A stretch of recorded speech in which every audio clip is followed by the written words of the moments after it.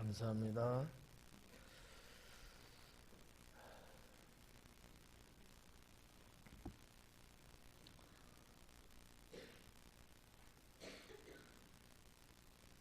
어떤 분들하고 대화를 이제 했는데 무슨 일을 이렇게 해야 되는데 해보도록 하겠다 하더라고요. 그래서 그건 우리 교회 스타일 아닌데 그랬어요. 우리 교회 스타일은 할 겁니다. 이제 어떻게 해보도록 어떻게 해보겠습니다가 아니다. 아직 우리 교회 스타일이 안 됐다. 아직 멀었다. 이런 웃으면서 뼈 있는 말을 했습니다. 여러분들은 우리 교회 스타일을 어떻게 몸에 배어 있습니까? 우리 교회 스타일 중에 하나가 뭔지 알아요? 미리 준비하는 거예요.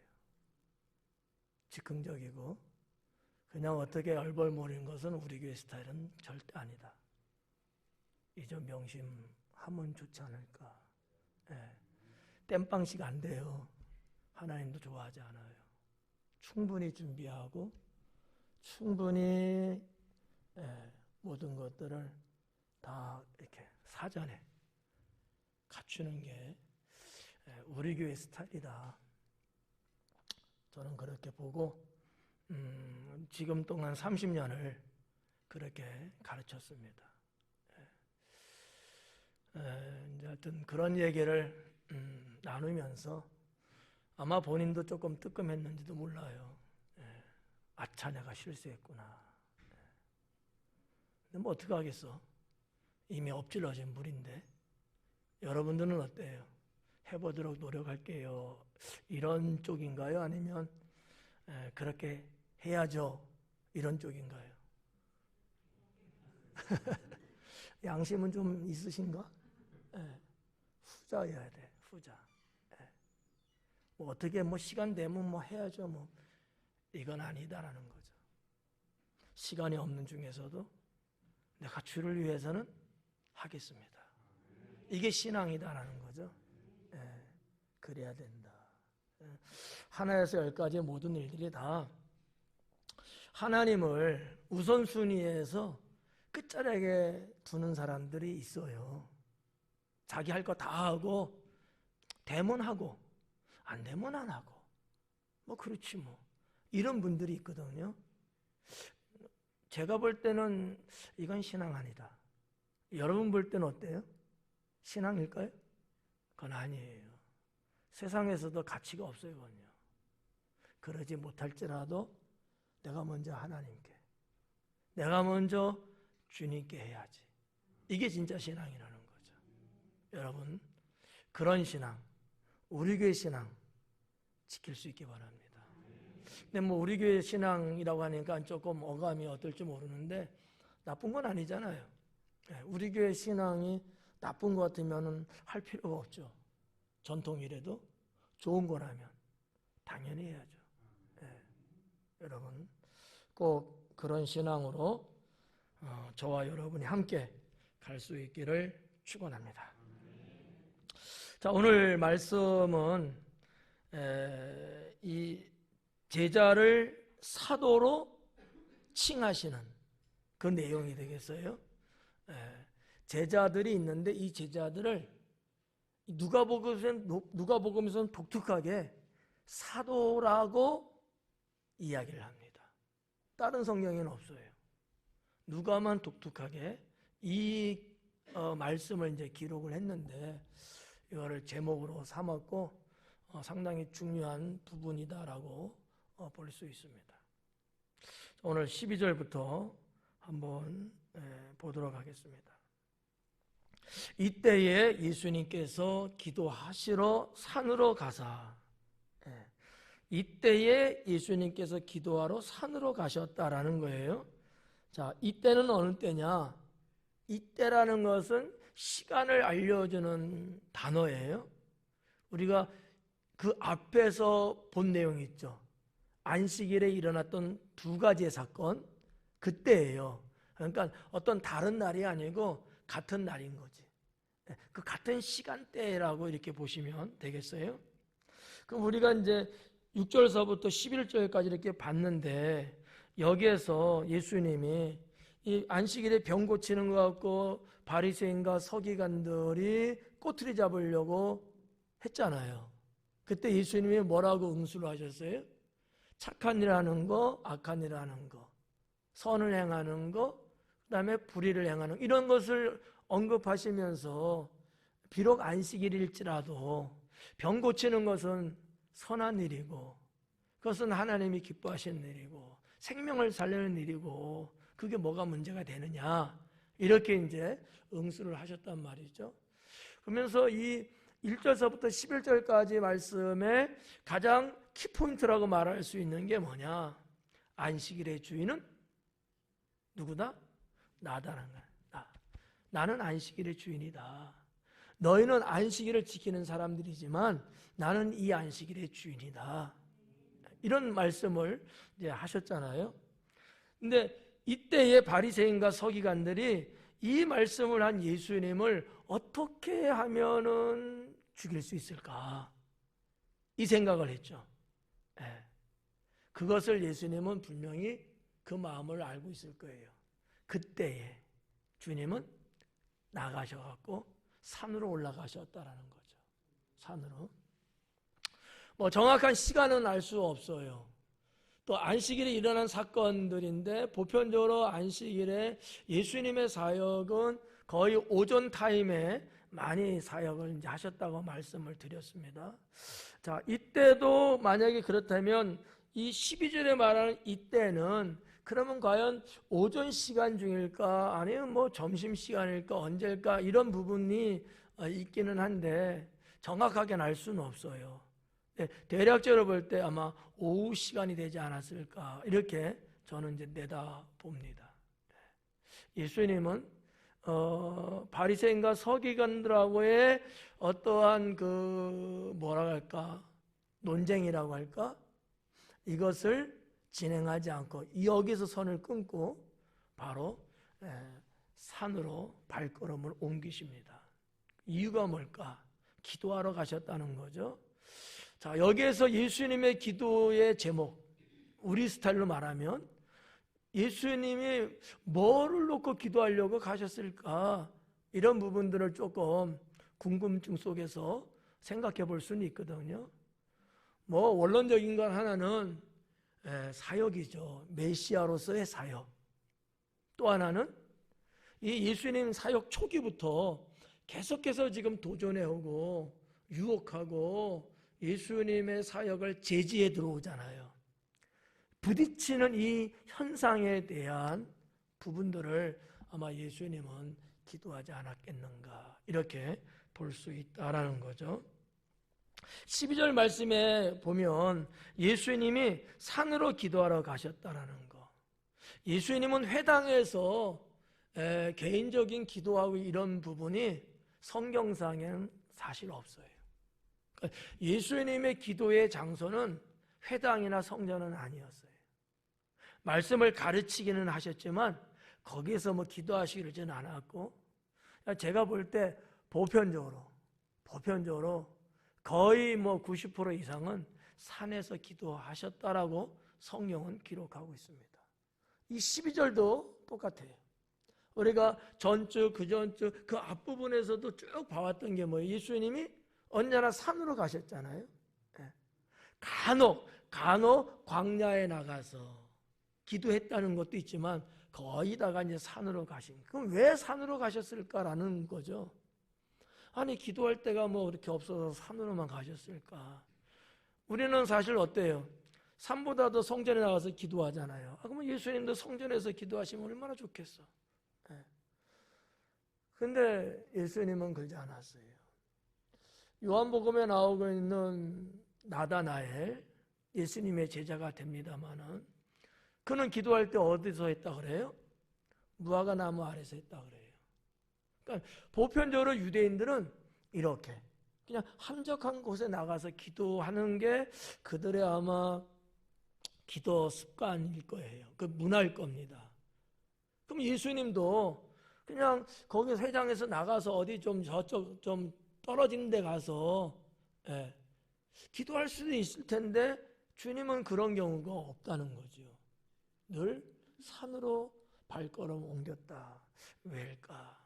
여러 가지 이유가 있을 수 있지만 우리가 일반적으로 접근해 보면 예수님은 이미 유명세를 탔어요. 예수님 가는 곳곳마다 사람이 없는 데가 없잖아요. 기도할 수가 없어요. 자, 이 대목에서 기도가 뭐냐라는 것을 한 번쯤 생각해 볼 수 있습니다.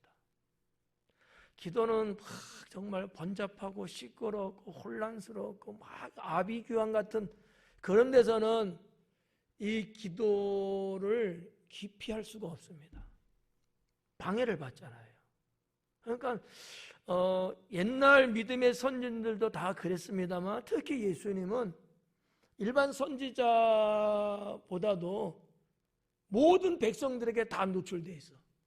가는 곳곳마다 이 갤러리가 있듯이 늘 사람들이 쫓아다녔단 말이죠. 그래서 더 높은 산으로 올라가셨다는 거죠. 왜? 일단은 첫째는 방해를 받지 않기 때문에. 두 번째는 세상의 여러 가지 것들을 다 내려놓고 오직 하나님하고만 기도의 소통을 이룰 수 있기 때문에. 그리고 유대인들은 어떤 장소의 개념이나 의미적인 측면에서 이 산을 좀 신성시 여긴다든지 여호와 하나님께서 임재하시는 장소라고 그렇게 다들 믿고 살았습니다. 뭐 이런 이제 이유도 이제 있을 수 있는 거고요. 근데 뭐 그런 것보다도 제가 볼 때는 이 평민들 이게 일반 세상 이 어떤 거리에서는 기도할 수 없는 거예요. 기도 자체가 불가능해집니다. 그러니까 올라가셨던 거고. 때로는 예수님 사역하시면서 어땠어요? 그냥 이렇게 갈릴리 바다 해안가에서 말씀을 전하셔도 되는데 워낙 밀려온 사람들이 많았다 그랬잖아요. 그러니까 예수님이 거기서 도저히 말씀을 할 수가 없는 거야. 그래갖고 배를 타고 좀 갈릴리 바다 쪽 나가서 전했다 그랬잖아요. 기억은 물론 안 날 거예요. 그러니까 이렇게 예수님께서 뭔가 사역을 감당하시는 데 있어서 좀 더 용이한, 좀 더 효능적인 이런 부분들도 아마 예수님은 생각하지 않았겠는가라고 볼 수 있다라는 거죠. 산기도라고 하는 것은 그런 측면에서 상당히 유익합니다. 믿음의 선진들에게서 그런 부분을 볼 수 있습니다만은 우리 한국 기독교 신앙에서도 이 산기도는 빼놓을 수 없는 기도였어요. 그래서 다들 신앙으로 영성으로 뭔가 신실하게 신앙의 삶을 살기를 원했던 사람들은 아마 수많은 사람들이 우리 한국 사람들은 산기도를 했습니다. 산기도 안 해본 사람 몰라요. 산기도가 주는 유익이라든지 영적인 관계라든지 등등의 이런 부분들, 저도 한 20년 산기도 하다가 당진에 왔는데 14살 때부터 산기도를 다녔어요. 일주일에 한 번 내지 두 번. 학생 때는 한 번, 청년 때는 두 번 일주일에. 20년 동안 1년 내내 한 번도 빠지지 않고 매주 다니면서 산기도 했는데 너무 좋아요. 왜냐하면 세상의 모든 것을 다 내려놓고 어떠한 방해도 안 받아. 그 캄캄하고 적막한 산에서 있다면은 짐승의 울음소리나 있지 아무도 없어요. 누가 나의 기도를 방해를 못해. 할 수가 없죠. 거기서 오직 주님과 독대하면서 기도할 때 은혜도 많이 받고 능력도 많이 받고 너무 좋은 것을 저는 기억하고 있습니다. 아마 어떻게 보면 우리 예수님께서도 그러시지 않았을까. 왜냐하면 오늘 말씀이 오니까 예수님이 산에 올라갈 때는 밤은 아니었어요. 날이 훤했을 때인데 밤새 기도하셨다 그러거든요. 그 다음 절에 13절에 날이 밝아오니까 그때 내려오셨단 말이지. 밤새 기도하셨다는 거예요. 뭔 기도할 게 그렇게 많으셨을까? 여러분들은 어때요? 기도하면 얼마나 하세요? 밤새 기도들 할 게 어마어마하게 많죠. 하나님 나라로서부터 시작해갖고 때로는 나 개인의 신앙이나 건강이나 삶이나 이런 등등으로까지 이르기까지 얼마나 많은 기도 제목이 있겠어요. 좀 더 어떤 사람은 나라와 민족을 위해서도 하고 또 어떤 사람은 특수적으로 선교를 위해서도 하고 어떤 사람들은 가족을 위해서도 하고 건강을 위해서도 하고 비전과 꿈을 위해서도 하고 지역 사회를 위해서도 하고 내가 알고 있는 사람들을 위해서도 하고 기도 제목을 아마 쓴다면은 수백 가지가 나올 거예요. 30초씩만 해도요 수백 번은 기도할 수 있어요. 기절은 하지 마세요. 네. 예수님이 밤이 새도록 날이 밝아올 때까지 기도하셨는데 도대체 뭔 기도를 그렇게 종류가 얼마나 많아서 이렇게 했을까라고 생각할 수도 있지만 종류가 많지는 않았을 거예요. 원래 근원적인 기도 제목 하나님 나라 회복, 저 무지한 백성들에 대한 구원, 내가 메시아로 이 사명을 감당할 수 있는 것, 이런 굵직굵직한 것 갖고 아마 어떻게 보면 기도 제목 하나 놓고 1시간, 2시간씩 계속 하염없이 기도했을 거예요. 예수님의 기도의 패턴을 보면 어서 잘할 수 있어요. 겟세마네 동산에서 보면 잘할 수 있거든요.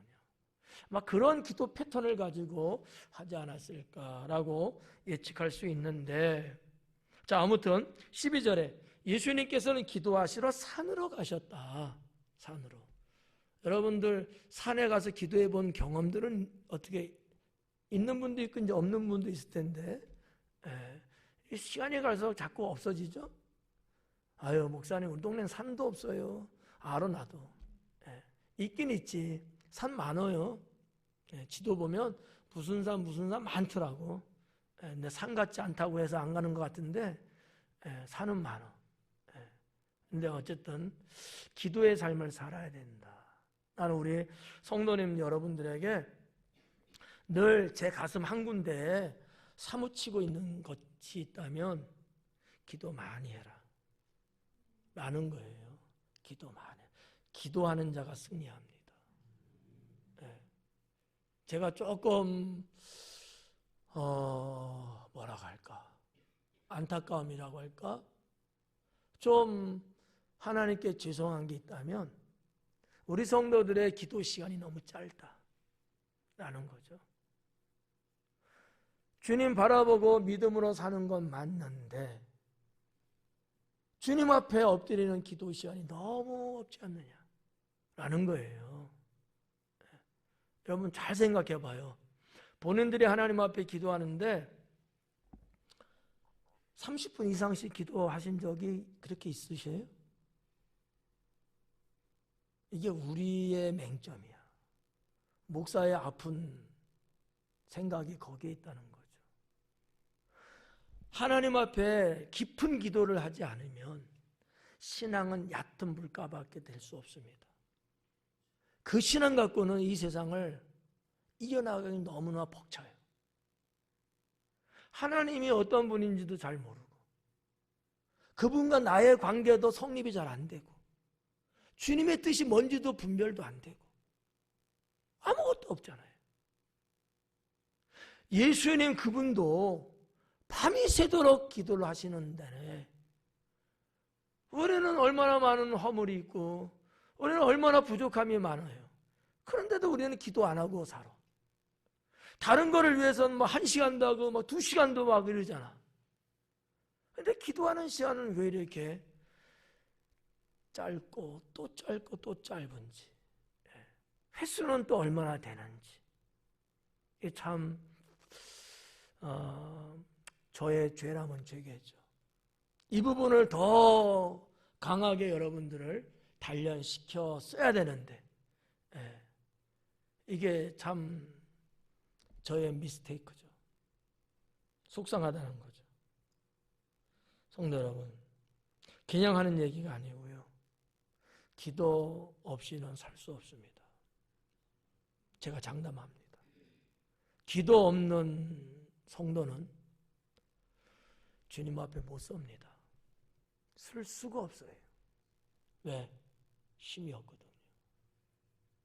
겉으로 볼 때는 다 하나님 잘 믿는 것 같잖아요.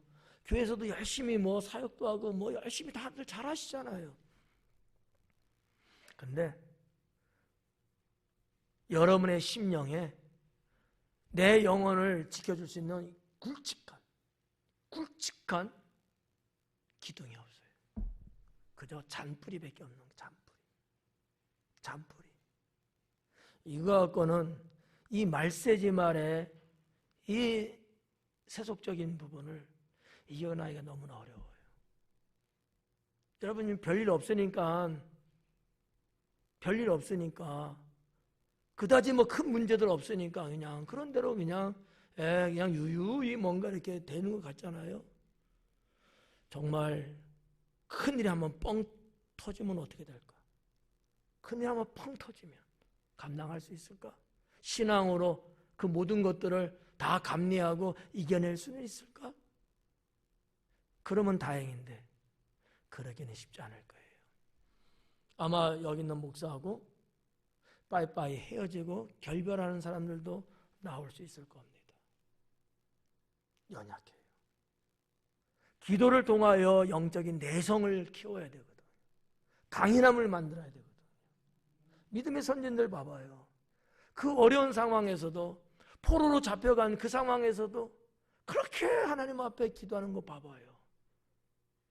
그들의 강인함이 어디서 왔을까요? 기도에서 왔습니다. 기도는 뭐예요?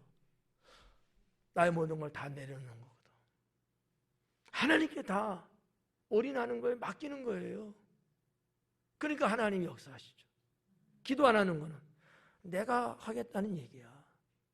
내 생각이 살아있고 내 뜻이 살아있고 내 욕심이 살아있고 내 육신이 살아있고, 그러니 주님의 역사는 거의 없죠. 그러다가 사탄이 한번 뻥치면 감당이 안 되죠. 우리나라도 이제는 지진의 강도가 예전 같지 않잖아요. 얼마 전에도 충북 괴산에서 3.5 지진이 생기고 바로 4.1이 터졌다고 하잖아요. 대한민국도 이제는 지진에 대한 대비를 충분히 해야 될 때인 거고요. 그래서 건축은 지진 내진 설계를 다 기본적으로 들어갑니다. 층이 있으면, 단층은 몰라도 층이 생기면 이제는 해야 돼요. 그 정도로. 그죠? 왜 안 하면 무너지니까. 하나님 앞에 영적인 기도가 살아있지 못하면 무너집니다. 견딜 힘이 없어요. 예수님 이분도 이런 기도를 이렇게 해 나가시는데 우리는 뭐가 바빠서, 뭐가 분주해서, 뭐에다 신경을 그렇게 써갖고 기도하는 것을 등한히 하고 기도의 삶을 안 살까? 네. 참 걱정이 앞서죠. 네. 이 시간을 통해서 권면하고 싶은 것은 주님을 닮아가자. 기도 많이 하자. 기도 많이 하자. 네. 제가 여러분에게 무슨 능력을 뭐 원하고 그런 거 없잖아요. 여러분이 무슨 슈퍼맨 되기를 제가 바라는 적 없잖아요. 하나님 앞에 기도를 많이 쌓아두는 사람이 결국 승리합니다. 네. 정말 중요해요. 그래서 저도 목회하면서 뭐 여러 가지 시간의 분배성이 있기 때문에 그러긴 합니다만 부족하니까 밤에도 나와서 기도하고 새벽에 나와서도 기도하고 안 할 수가 없어요. 안 할 수가. 여러분들이 많이 하면 내가 조금 줄여될 것 같은데 여러분들이 제가 볼 땐 좀 그러지 못한 것 같으니까 제가 더 많이 해야 되겠죠. 아픈 사람도 많이 발생하고, 사회적으로도 불안하고, 구조적으로도 어렵고, 경제적으로 보나, 시기적으로 보나, 국가의 안보로 보나, 치안으로 보나, 어느 것 하나 마음 놓을 만한 것이 우리 삶 속에 지금 없어요. 예수님이 십자가에서 그런 말씀하셨잖아요. 나를 위해서 울지 말고 너희 자녀들을 위해서 너는 울어라. 나 위해서 울지 말고 네 자녀들을 위해서 네가 울어라. 그런 말씀하시잖아요. 울라는 게 뭐예요? 징징 짜는 걸까요? 기도하라는 거예요. 눈물 뿌려서 기도하라는 거예요. 그래야 너희 자식들이 살 수 있다는 거죠. 너희 후손이 그래야 살 수 있다는 것 아니겠어요? 예수님이 그만큼 기도가 중요하다는 것을 메시지로 주고 있는 것이다라는 거죠. 자, 아무튼 12절을 통해서 예수님은 기도하러 산으로 올라가셨고 밤이 새도록 하나님께 기도하셨다라는 대목 정말 중요합니다. 도전받으셔야 돼요. 기도 안 하고 엄한 데 가서 시간 보내려고 하지들 말고. 제가 잘은 몰라도 핸드폰 잡으면 놀 줄을 모르더라고. 30분, 1시간, 2시간씩 붙잡고 계속 그것들 하고 있더라고. 뭐 정보 얻을 게 그렇게 많나 보죠? 기도하세요. 기도해야 돼요. 13절에 밝음에 그래요. 그 제자들을 부르사 그 중에서 12를 택하여 사도로 칭하셨으니 그래요. 밝음에 주님이 기도하시고 내려오신 거예요. 해가 다음 날로 바뀐 거겠죠. 이렇게 되니까. 자, 13절에서는 제자들을 불렀대요. 근데 그 중에 12를 택했대네요. 우리가 알고 있는 제자의 개념이 누구예요? 12 제자잖아요. 근데 누가는 좀 다르게 기록을 했어요. 제자들을 불렀는데 그들 중에서 12를 택했대요. 그럼 뭐야? 제자가 더 많이 있었다는 얘기잖아요. 그렇죠? 이거 뭐 혼란스럽네. 모든 성도들이 제자하면 12명인데 아니 누가는 지금 6장에서 더 많은 제자가 있다고 기록을 했다는 사실이죠. 그러면 이들은 누굴까 도대체? 먼저는 이 제자라고 말하고 있는 그 헬라어 마데테스라는 단어는 물론 어디든지 제자는 다 마데테스라는 단어를 썼을 거예요. 그럼 이 뜻이 뭐냐면 닮았다라는 뜻이거든요. 그러니까 제자가 뭐냐? 스승하고 닮은 사람이 제자예요. 스승을 닮아가는 사람이 제자인 거예요. 그럼 예수님의 제자는 누굴 닮은 거죠? 예수님을 닮은 거예요. 우리가 그 한 예를 보면, 자, 예수님께서 부활하시고 어디로 가셨죠? 승천하실 때? 갈릴리로 가셨어요. 거기에 모인 사람의 수가 500여 형제 이렇게 말했잖아요. 이 정도면 그래도 주님과 뭔가 생사고락을 함께 할 정도의 신앙이 있는 분들 같아. 그 외에 주님을 따르는 무리가 수만 명씩이었거든. 그들을 다 제자라고 말할 수는 없어요. 그렇지만 주님의 부활하신 그 소식, 그리고 갈릴리로 모이라고 하는 그 소식을 듣고 갈릴리로 갈 정도라면 잘 생각해 봐요. 예수님 부활한 장소가 도시가 어디, 도시 이름이 예루살렘이에요. 근데 주님이 갈릴리라고 말씀해서 예루살렘에서 갈릴리까지 가려면 적은 거리가 아니에요. 웬만한 사람 같으면 거기 안 갑니다. 그렇지 않아요? 오늘날같이 교통이 발달해서도 웬만한 사람 안 갑니다. 여러분 같으면 부산 가시겠어요? 제가 부산에 한번 모입시다 하면 여러분 중에 과연 몇 명이 부산 갈까? 정말 나랑 생사고락을 할 정도로 그런 사람 외에는 아마 안 갈걸. 장로님 오실까? 이게 우리 스타일이 아니라는 거야. 해야지. 물론 고맙지. 가야지. 당연히 고마운 거죠. 이게 보통 우리들의 이제 언어적 습관인데, 근데 여기에는 안 갈 수도 있다는 것을 염두에 두고 있는 거야. 상황이 안 되면 못 가는 거야. 그러니까 이런 부분. 그러니까 그 수많은 사람들이 제자가 될 수는 없어요. 그러나 500여 형제 정도면 그래도 어때요? 대단한 거 아니에요? 저는 그렇게 생각되는데, 그 먼 데를 그 말 한마디에 예수님이 부활했는지 안 했는지 본인들이 보지도 못했어. 제자들이 전해주는 거예요. 그리고 사역하실 때 그 말씀 했던 것을 기억하시는 거야. 너무 멍청하지 않아요? 에? 아니, 그런 거 갖고 그 먼 데까지 그걸 가? 대단한 거예요. 그런데 500의 형제가 모여서 주님의 승천을 바라보며 동참했어요. 근데 주님이 뭐라 그래요? 그 다음에 예루살렘을 떠나지 말고. 그래서 마가다락방에 몇 명이 모였대요? 120명이 모였잖아요. 아니, 500의 형제, 이분들도 대단한 분들인데 예수님의 마지막 명령을 따르는 거야, 120명은. 그래서 마가다락방에 모인 거예요. 나머지 380명은 또 없어졌어. 120명 정도면 정말 찐 제자지. 무슨 말인지 알죠? 네. 진짜 마데테스라는 거지. 진짜 마데테스라는 거지. 이와 같은 제자가 사실 그 많은 군중들 속에 있었다라고 볼 수 있다는 거죠. 그들이 120명인지도 모르겠어요. 근데 그 중에서 12명을 택했다라는 거예요.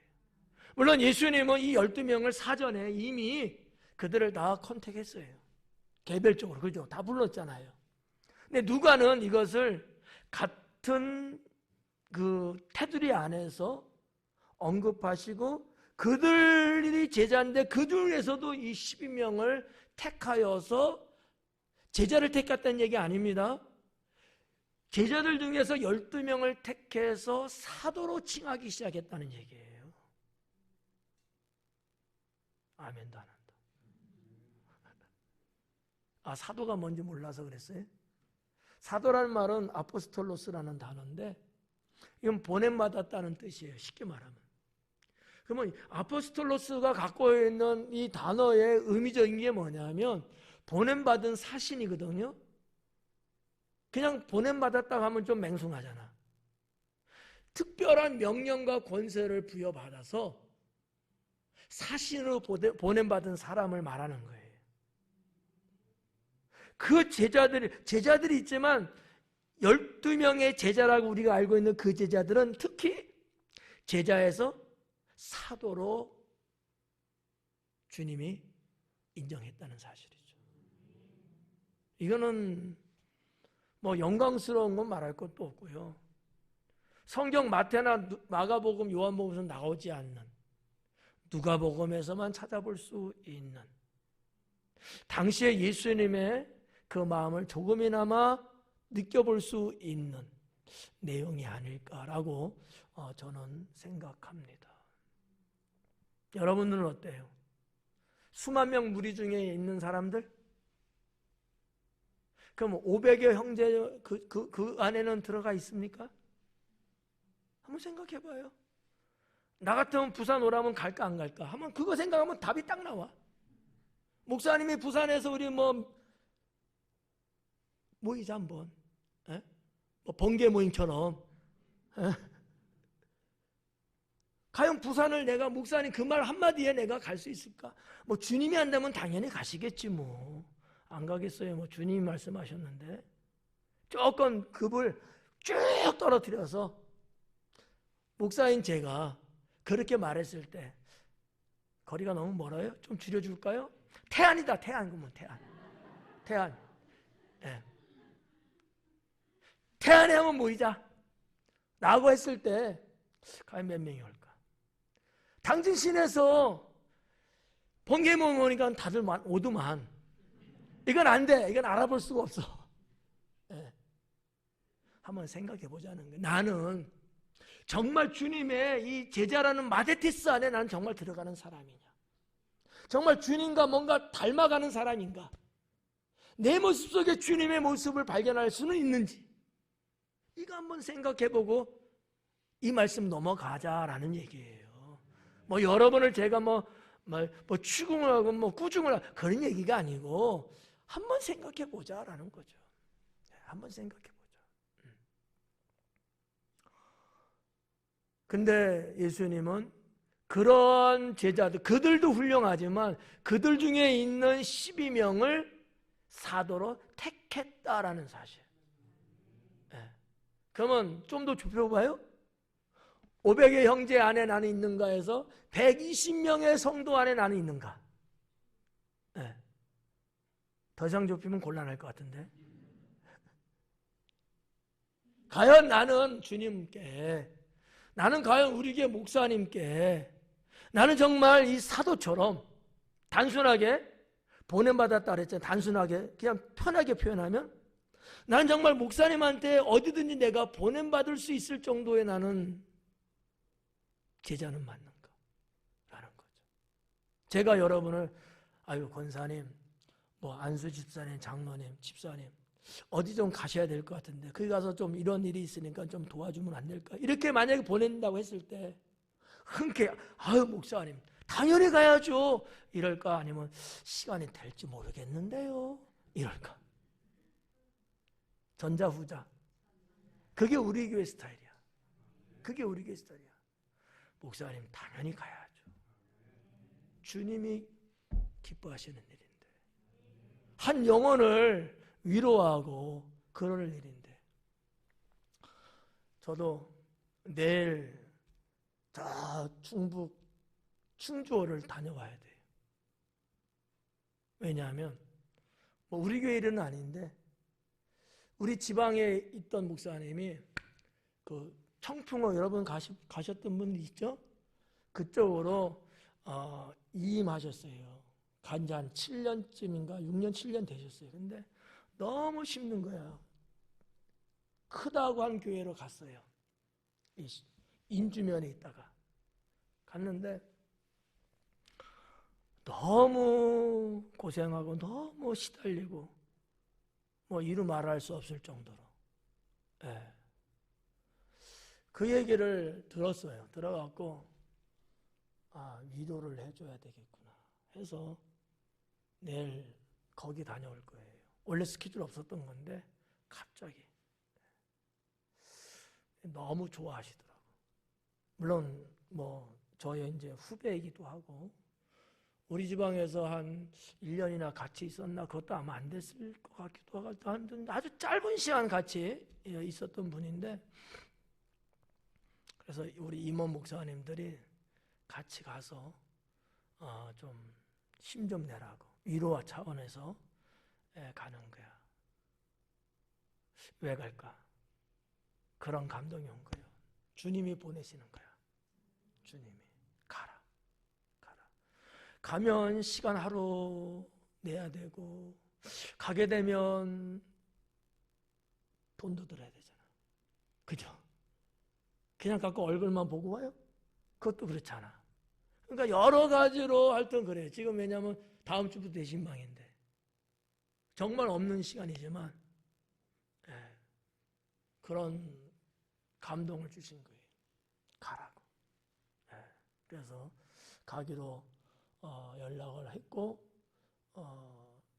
그 목사님이 너무 좋아하는 모습. 그래서 이제 이런 건데, 이런 건 일종의 이런 거예요. 어떻게 보면 이것도 지금 보냄을 받는 거잖아요. 나 대신방 입고 준비해야 돼서 시간이 안 되는데 이거하고 가자. 이거하고 다르죠. 전혀 다른 거거든요. 이런 자가 뭐다? 진짜 사도다. 지금 우리는 사도라는 단어를 안 쓰지만 정말 주님의 제자 아니겠느냐라는 거죠. 저도 그렇고 여러분도 그렇고 주님의 뜻이라면 찬송할 때만 그렇게 부르지 않고 실질적으로 삶의 현장에서도 그와 같은 일이 있을 때는 우리는 서슴하지 않고 실천하는 거죠. 이렇게 실천하는 거죠. 나는 우리 성도 여러분들이 지금껏 그러려고 해왔고 앞으로도 그럴 거라고 믿고 그렇게 해주기를 소망합니다. 그래서 이 12명의 제자가 사도로 칭하셨으니 라는 13절의 말씀. 이 13절에서 살짝만 다루고 넘어갈게요. 12를 택했다 그러잖아요. 왜 주님은 12만을 택했을까? 아니면 반대로 왜 12까지나 택했을까? 아니 주님이 다 하실 수 있고 12명의 제자입니다. 여러분 뇌를 한번 구동시켜 보세요. 자, 12명의 제자예요. 이들이 한 일이 뭐가 있어요? 기억나는 거 있어요? 뭐가 있어요? 제자들이 무슨 병을 고쳐? 물론 한 번 있었어. 전도자로 파송받았을 때. 근데 그 기록은 없어. 가룟 유다 하나가 예수님 사역의 재정을 맡은 건 하나밖에 없어요. 없어. 아무도 맡은 직책이 없어. 그럼 2명만 뽑으면 되지 뭐. 예수님 전능하신데 모든 거 다 하실 수 있는 분이. 그렇잖아요. 숫자에 뭔가 의미가 있지 않겠는가라고도 생각해 볼 수 있다는 거죠. 하나님의 창세기로 거슬러 올라가면 12 아들을 태어나게 하시고 지파를 삼으시잖아. 맞죠? 네. 근데 이게 히브리인들의 보면 또 성경학적으로 보면 10이라는 숫자는 완전 숫자거든요. 완전 숫자. 12지파도 있고 12사도도 있고 12제자도 있고. 물론 이제 사도라는 것이 나중에 사도 바울이 사도가 돼서 13의 사도라 이렇게 이야기는 하지만 사실은 사도 바울은 좀 특수적인 상황이고 보편적으로 우리가 그냥 사도하면 12제자가 사도라고 이렇게 보잖아요. 근데 10이라고 하는 숫자가 가지고 있는 의미가 있긴 있는데 이 시간에 그거를 할 수는 없으니까 그 정도만 보고 넘어가자고요. 그러니까 신앙상의 영적인 의미에 있어서 숫자는 분명히 뜻이 있다. 숫자가 갖고 있는 뜻. 40은 환난, 시련, 뭐 이런 거 숫자잖아요. 10, 7, 3 이런 숫자들이 갖고 있는 또 영적인 의미들이 또 있잖아요. 아마 12도 그런 것들 중에 하나가 아닐까라고 봐지고요.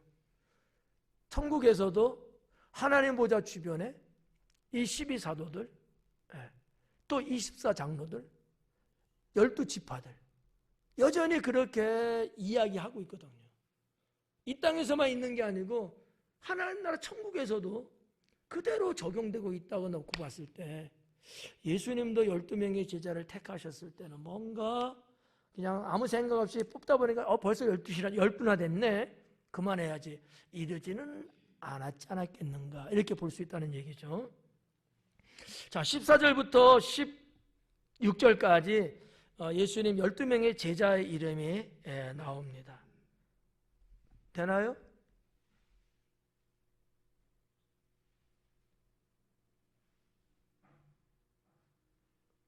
자, 여기 보시면 12명의 제자 이름이 있습니다.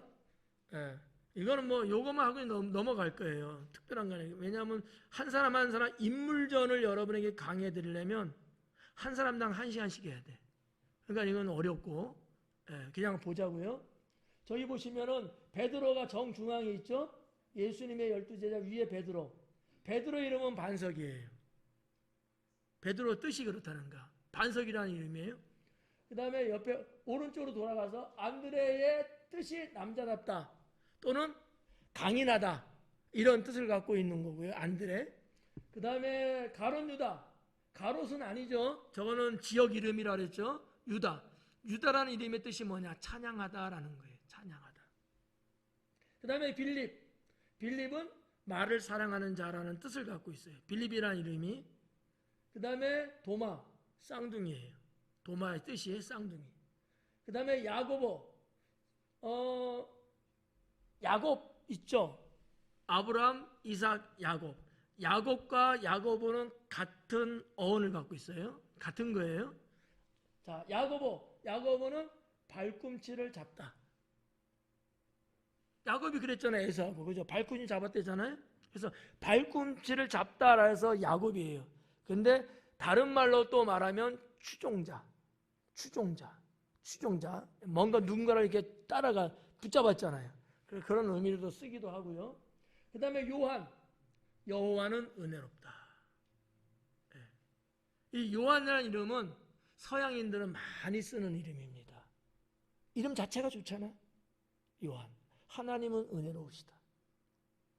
유대인에게 있어서, 신앙인에게 있어서 가장 독보적으로 많이 표현하고 있는 게 뭘까? 은혜예요. 하나님 은혜.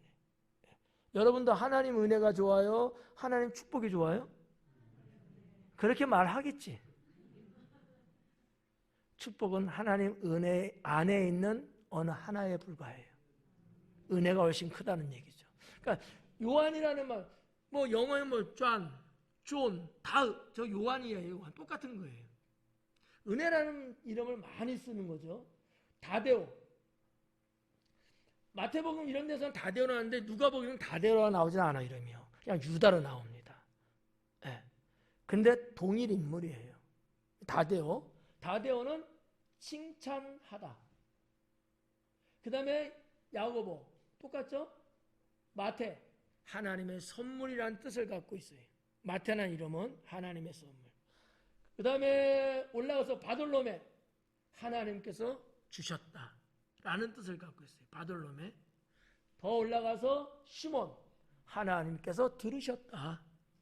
이 베드로도 원래 이름은 시몬이죠. 베드로는 예수님이 지어준 이름이죠. 그러니까 원래 이제 부모로부터 받은 이름은 시몬이죠. 시몬 베드로. 침대 생각하면 안 돼요. 시몬스. 시몬. 그래서 이제 12제자의 그 이름이 갖고 있는 그 뜻하고 그 더 바깥에는 저 한 사람 한 사람의 특성을 좀 기록을 한 거예요. 어떠한 사건, 어떠한 일, 뭐 이런 것들인데 그건 여러분들 그냥 여기서 설명을 할 수가 없으니까 교회 단톡에다 제가 올려드렸죠? 그 그냥 보시면은 될 것 같고요. 오전에는 저 12사도들이 복음 전하시다가 순교한 내용까지 다 해드렸는데 시간이 지금 안 돼요. 그래서 그것도 그냥 여러분에게 드린 거 그거 그냥 보시도록 이렇게 하겠습니다. 자, 16절까지 왔어요. 아, 빨리 왔다. 16절. 이 16절 보시면 야고보의 아들 유다와 예수님을 파는 자 될 가룟 유다라 그러잖아요. 예수님을 파는 자, 여기 파는 자로 번역됐죠. 이 원어에는 페디노스라는 단어로 되어 있는데 반역자 또는 배신자라는 뜻입니다. 그러니까 누가는 가룟 유다를 어떻게 봤느냐? 배신자로 본 거예요. 반역자, 하나님 나라의 반역자로 본 거예요. 살겠어요? 하나님의 반역자인데 당연히 죽음으로 대신했던 거죠. 이거를 좀 이렇게 물론 뭐 이렇게 번역할 수도 있는 거니까 파는 자로 번역됐는데 좀 더 원어적으로 보는 게 좀 더 와닿지 않을까. 주님을 배신하고 하나님 나라에 반역한 자, 그게 가롯 유다다라는 거죠. 17절에 예수님께서 그들과 함께 내려오사 평지에 서시니 그 제자의 많은 무리와 예수의 말씀도 듣고 뭐 이런 말씀이 쭉 나와요. 예수님을 팔았다는 것이 프로도테스라는 단어인데 이게 이제 그런 프로도테스라는 게 이제 반역자, 배반자, 배신자 뭐 이런 뜻이고 여기 평지라고 하는 이름이 페디노스예요. 평지. 이 누가복음 6장에 나오는 이 말씀은 마태복음 5장에 나오는 말씀하고 같은 겁니다. 그럼 마태복음 어디서 나오는 거냐? 여러분 수훈하면 뭐 생각나요? 수훈. 네, 넘어갈게요. 괜히 물어봤어. 이거 인터넷 방송되는데 대답도 못하는 걸. 산상수훈. 마태복음 5장에 나오잖아요. 이거 나중에 올릴 때 편집해야 되겠어. 산상수훈 마태복음 5장 나오잖아요. 같은 사건을 마태가 기록한 것과 누가가 기록한 게 달라요. 왜 산상수훈일까? 산에서 말씀을 했으니까 산상수훈이에요. 근데 이 누가복음 6장에 나오는 이것은 뭐냐? 평지수훈이라고 이야기를 해요. 이런 말 들어보셨어요? 평지수훈? 못 들어봤죠? 네. 오늘 저녁 예배 안 나오면 평생 못 들었을 거야. 왜 평지수훈이냐? 예수님께서 산에서 기도하고 내려오실 때에 평지를 만났어요. 페디노스, 평지를 만났어요. 근데 마침 따르는 무리들도 예수님을 만나려고 산으로 올라갔어. 그럼 평지의 개념이 뭐예요? 그냥 쉬운 말로 평지, 평평한 곳, 그죠? 근데 그 평평한 것이 뭐 산에는 평평한 것을 생각해? 아니면 이 밑에 보통 사람 사는 땅의 평평한 것을 말해요? 평지하면 그것이 땅이 평평한 것이잖아요. 이래서 사람들이 이제 혼돈할 수 있는 거야. 왜? 고정관념이 있으니까. 페디노스는 아니다라는 거지. 여기든 저기든 그 개념보다도 넓고 평평한 곳을 평지, 페디노스라는 단어를 써왔거든요. 근데 그럼 뭐냐? 예수님이 산에서 기도하시고 내려오시는데 올라오는 많은 무리들과 만난 그 장소, 아마 중턱쯤 됐을 수도 있어요. 근데 거기 마침 평평한 곳이 있는 거야. 우리나라도 뭐 그러한 곳이 뭐 없지 않아 있겠죠. 그런데 유대 산악은요 그런 데들이 있어요. 네. 밑에서 볼 때는 거기도 산이지. 근데 분명히 그 현장은 평평하게 이렇게 떠락이 있듯이 이렇게 있는 거예요. 그래서 마태와 누가가 같은 현장의 사건을 봤지만은 서로 말하는 게 좀 달랐던 거예요. 제가 볼 때 그렇게 생각돼요. 네. 그래서 이제 뭐 성경을 연구하는 분들, 뭐 신학자들 정도, 목회자 되시는 분들도 이 평지수훈에서 아는 분이 아마 극히 드물 거예요. 언어적으로 모르면은. 네. 여러분들은 이제 알게 됐으니까. 네. 평지수훈. 근데 이제 다른 게 뭐냐면 산상수훈은 마태복음 5장서부터 7장까지 쭉 그 수훈이 계속 이어져요. 메시지가 설교하시는 게. 근데 누가복음은 안 그래. 내용들은 다 있는데 조금 분산해서 기록을 했어요. 여기 좀 틀려요. 이해가요? 무슨 말인지? 네. 마태복음은 한 군데 딱 모아갖고 계속해서 예수님 하신 말씀을 기록하는 반면에 누가는 그 말씀인데 이렇게 나눠서 쪼개서 이렇게 분산시켜서 기록을 한 것으로 저는 보고 있습니다. 이런 게 좀 특징적인 거예요. 자, 아무튼 페디노스, 평지라고 하는 이 단어가 갖고 있는 거. 하여튼 뭐 상황인지 그런 거를 여러분 좀 참고로 보시면 좋을 것 같고요. 17절에서도 얼마나 이 제자들이 얼마나 열정이고 열성이었는가를 또 우리가 한 번쯤 더 생각해 볼 수 있다는 거죠. 예. 산에 다 주님 만나러 거기 또 올라가는 거야. 야, 주님이 산에 올라가셨으니까 전날 밤에 또 날이 밝으니까 우리 또 올라가는 거야. 이런 상황.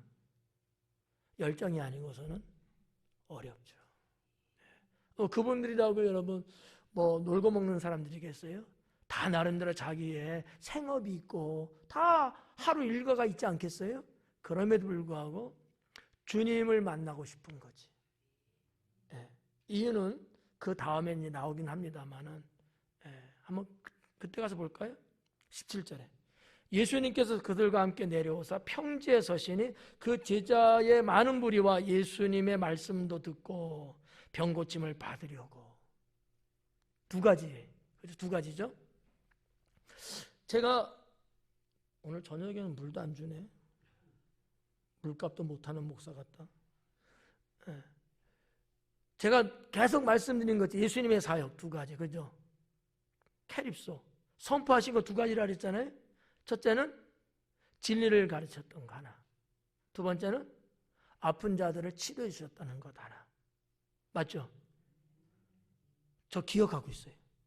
여러분도 기억하시죠? 네. 여기도 여전히 똑같잖아요. 그러니까 당시의 사람들이 왜 예수님을 만나려고 해? 올라간 사람이 100명 정도라고 한번 생각해 보자고. 100명. 120명 하자. 120명. 네. 마가다락방 120명. 120명 딱 해보자고요. 그러면 120명인데 예수님 말씀을 들으려고 하는 사람과 병 고침을 받고 싶은 사람하고 봤을 때 병 고침 받고 싶은 사람은 얼마쯤 됐을 것 같아요? 정답 없어. 걱정하지 말아요. 그냥 한번 해보자는 거야. 에? 90명? 예. 예수님께 병 고침 받고 싶어서 지금 만나러 올라가는 사람이 120명 중에 90명이라고 민의사건자를 말한 거지. 또 80명. 한 번만 더. 120도 나오고 60도 나오고. 저는 그렇게 안 봐요. 병 고침 받을 사람 몇몇은 안 됐을 거야. 여러분 유대인을 너무 무시하는 거 아니야?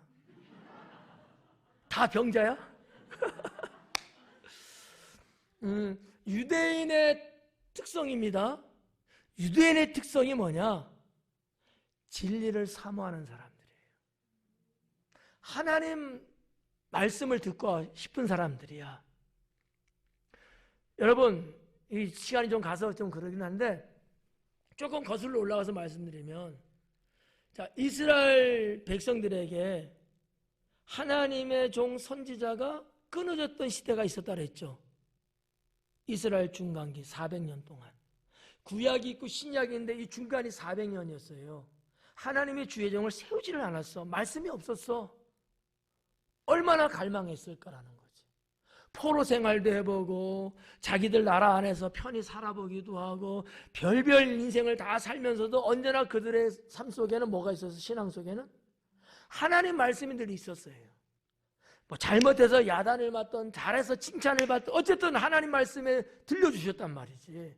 그러다가 400년 딱 끊어졌어요. 왜 세례요한 광야에 있는데, 왜 세례요한 광야에 있는데 굳이 거기까지 백성들이 나갔겠냐는 거지. 말씀의 갈급함이었어요. 좀 이해 갈까요?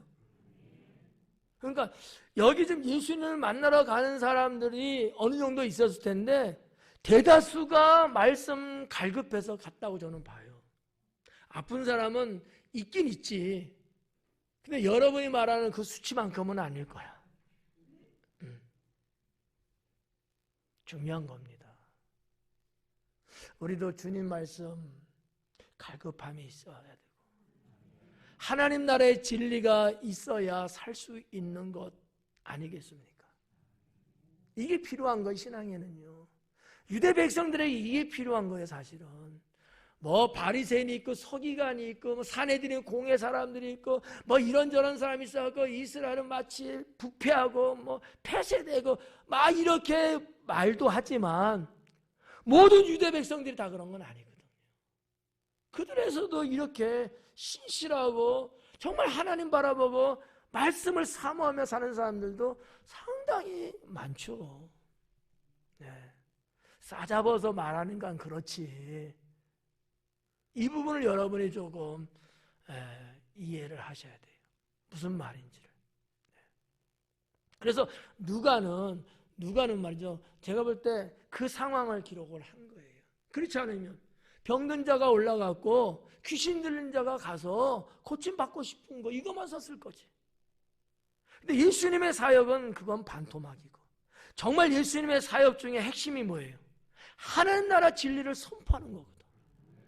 그 하나님 말씀에 심령이 들어갈 때 자유함을 줄 수 있는 거잖아요. 이게 핵심이거든요. 이게 본질이에요. 누가는 이 부분을 빼놓지 않았다는 사실이죠. 이해가죠? 네. 17절에서 이와 같은 부분들 우리가 볼 수 있다.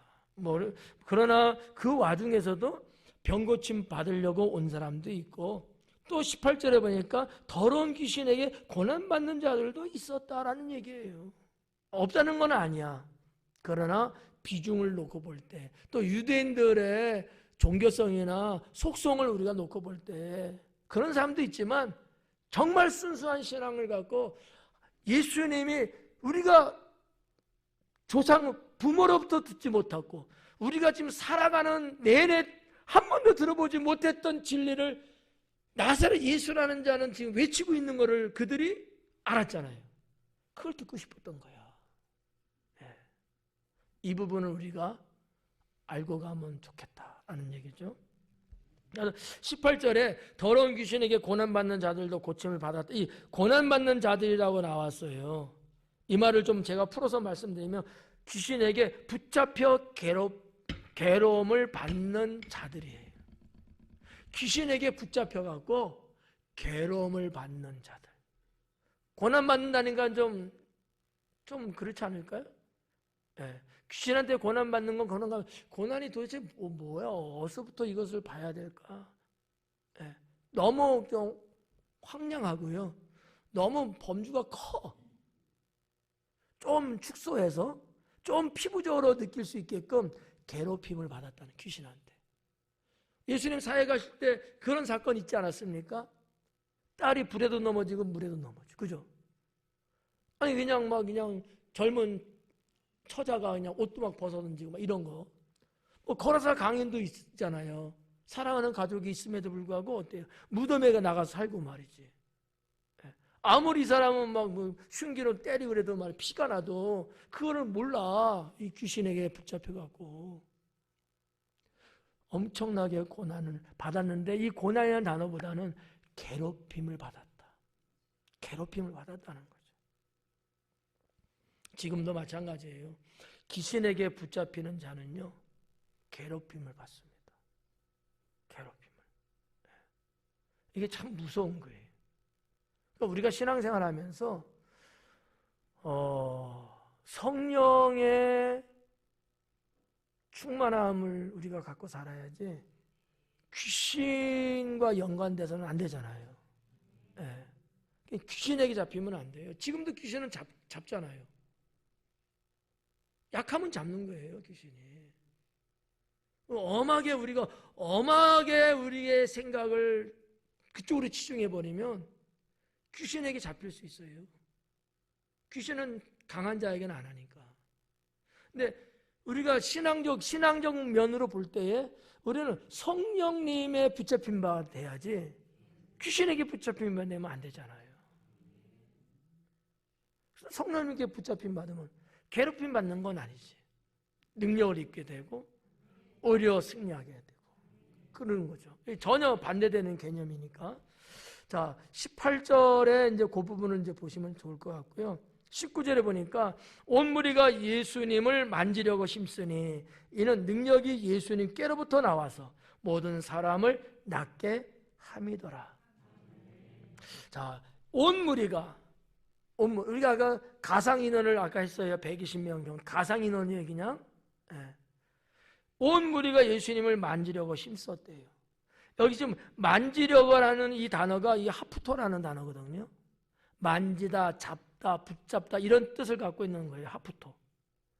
여러분, 혈류증 여인이 어떻게 해서 나음받았죠? 예수님 옷자락을 만지니, 하프토. 만지니. 이 만지는 게 그냥 만져요? 만지고 싶다 만지는 거예요? 아니죠. 믿음을 갖고 만진 거죠. 여기 지금 예수님께 올라갔던 이 모든 무리들도 다 똑같이 예수님을 만지고 싶었던 거야. 이유는 예수님께로부터 능력이 나온다는 사실을 알고 있기 때문이지. 네. 그러니까 여기 있는 무리들은 뭐 긴가민가 이 정도 사람은 아니었던 것 같아요. 절박하고요. 상당히 사모함이 있고요. 나름대로 신앙의 관점으로 해서 살고 싶어하는 사람들이었던 것 같아요. 물론 여기에 뭐 질병의 치료도 있고 여러 가지 있겠습니다만 아무튼 예수님이 몇 명일까요? 예수님 몇 명이죠? 예? 놀랐어요?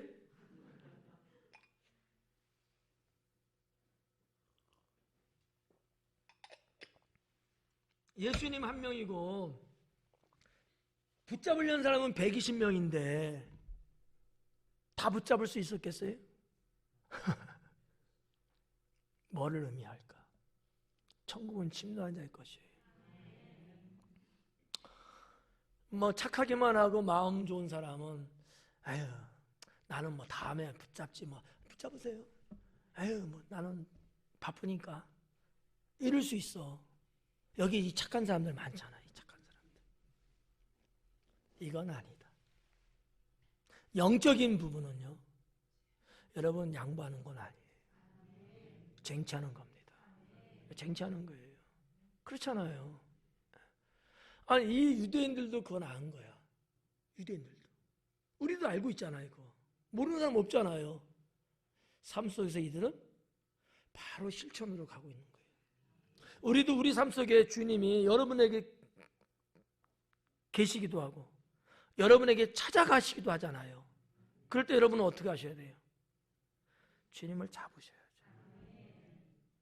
옷자락만큼이라도 잡으셔야죠. 이건 열정 없이는 안 된다는 거죠. 좋은 마음씨 좋은 사람 갖고는 이건 안 돼요.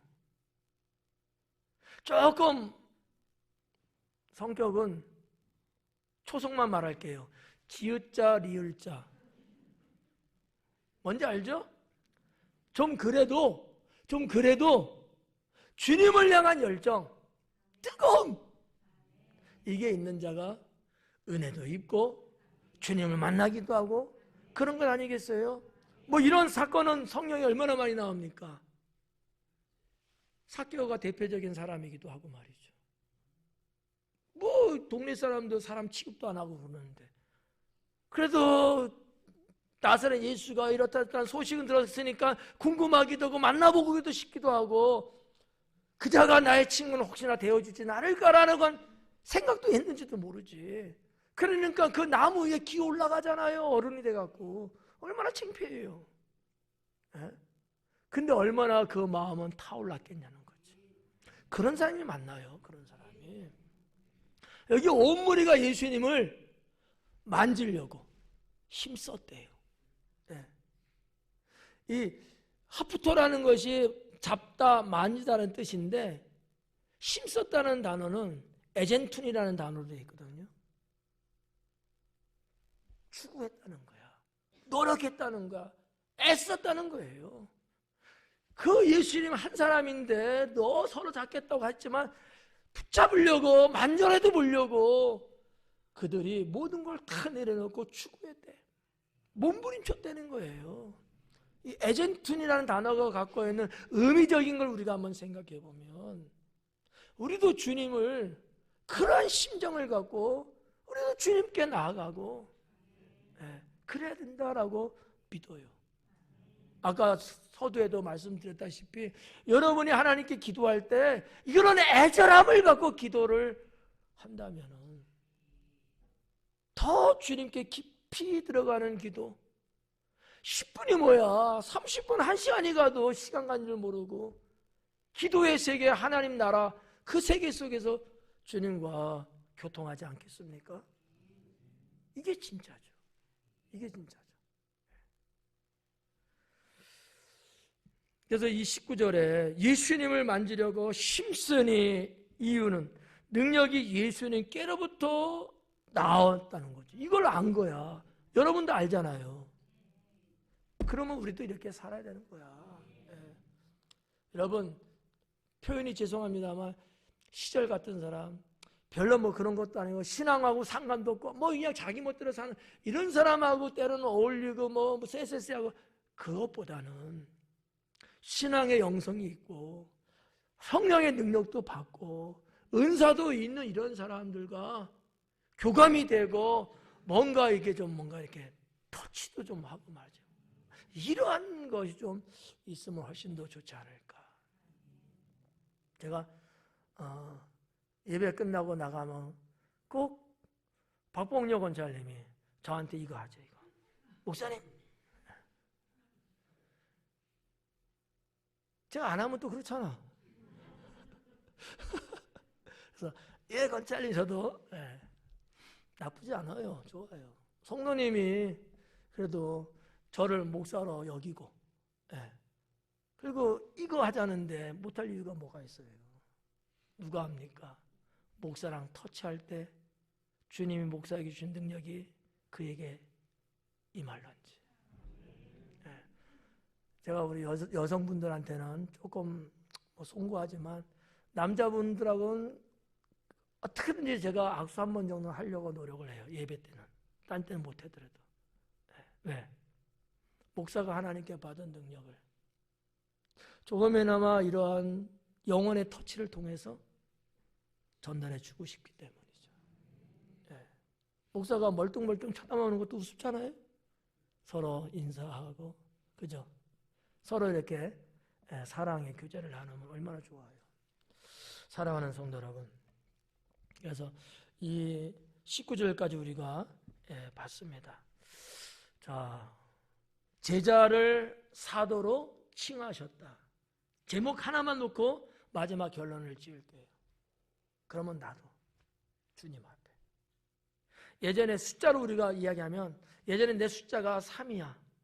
1서부터 10까지 있는데 근데 우리 주님이 이제 나를 5로 여겨주시는 거야. 5였던 사람은 나를 7로 여겨주시는 거야. 할렐루야. 얼마나 좋아요. 아니 내가 5였는데 떨어뜨려서 3으로 보신대. 이거 피토할 일 아니에요? 여러분의 목사가 성도 여러분들을 이렇게 한 해 한 해 지나가면서 여러분 볼 때 계속 승급시키는, 우리 집사님 올해 보니까 전에하고는 전혀 달로 올려보고 높여보고 좋잖아요. 이게 좋지. 에이 뭐야 이게 좋겠어요? 저는 이 제목 속에서 여러분 다른 건 몰라도 그렇게 한 번쯤 생각해 보시는 것도 나쁘지 않을 것 같아요. 나도 우리 주님께 제자가 사도 되는 것처럼 나도 주님께 이와 같은 내가 저런 나로 주님이 나를 인정해 주시고 나를 주님의 나라의 사역자로 삼아 주시고 우리 교회 그런 중차대한 일꾼으로 우리 성도님들이 나를 봐주시고 다 여러분 그렇게 될 수 있기를 축원합니다. 기도하겠습니다.